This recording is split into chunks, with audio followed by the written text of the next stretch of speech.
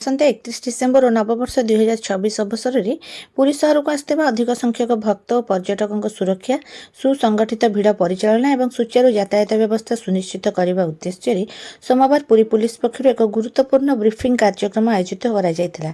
ଏହି ବ୍ରିଫିଂ କାର୍ଯ୍ୟକ୍ରମରେ ନବନିଯୁକ୍ତ 122 ଜଣ ହୋମଗାର୍ଡ ଏବଂ ଏନସିସି ଛାତ୍ରଛାତ୍ରୀମାନେ ଅଂଶଗ୍ରହଣ କରିଥିଲେ।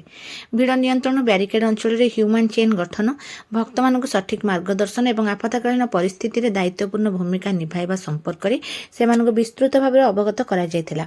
ଏହି ଅବସରରେ ଶ୍ରୀ ସିଂ ସମସ୍ତ ନବନିଯୁକ୍ତ ହୋମଗାର୍ଡ ଓ ଏନସିସି ସ୍ୱେଚ୍ଛାସେବକମାନଙ୍କୁ ସମ୍ବୋଧନ କରି କହିଥିଲେ ଯେ ଭିଡ଼ ପରିଚାଳନାରେ ଶୃଙ୍ଖଳା, ଧୈର୍ଯ୍ୟ ଓ ମାନବିକ ଆଚରଣ ଅତ୍ୟନ୍ତ ଆବଶ୍ୟକ।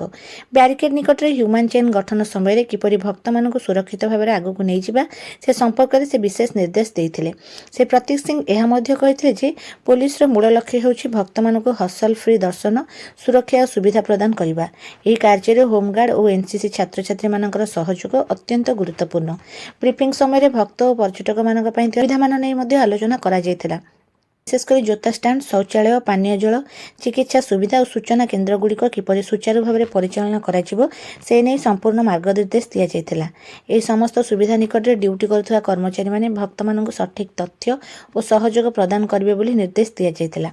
ଏହି ବ୍ରିଫିଂ କାର୍ଯ୍ୟକ୍ରମରେ ମିସ୍ ଅନଖା କେ ବିଜୟ, आईपीएस प्रोविजन, अतिरिक्त एसपी देवप्रताप, डीएसपी ट्राफिक राजकुमार परिडा, आईआईसी टाउन थाना गोकुलरंजन दास, आरआई चित्तरंजन महांती, आरआई वासुदेव पंडा प्रमुख उपस्थित रही संपूर्ण व्यवस्था और दायित्व विभाजन संपर्क में आलोचना करथिले। पुरी पुलिस पक्षर साधारण जनता को आह्वान करा जाउछि जे आसंता 31 डिसेम्बर और नववर्ष अवसर में पुलिस प्रशासन निर्देश और व्यवस्था को सहयोग करंतु एवं सुरक्षित और सुसंगठित उत्सव पालन में भागीदार हुअन्तु।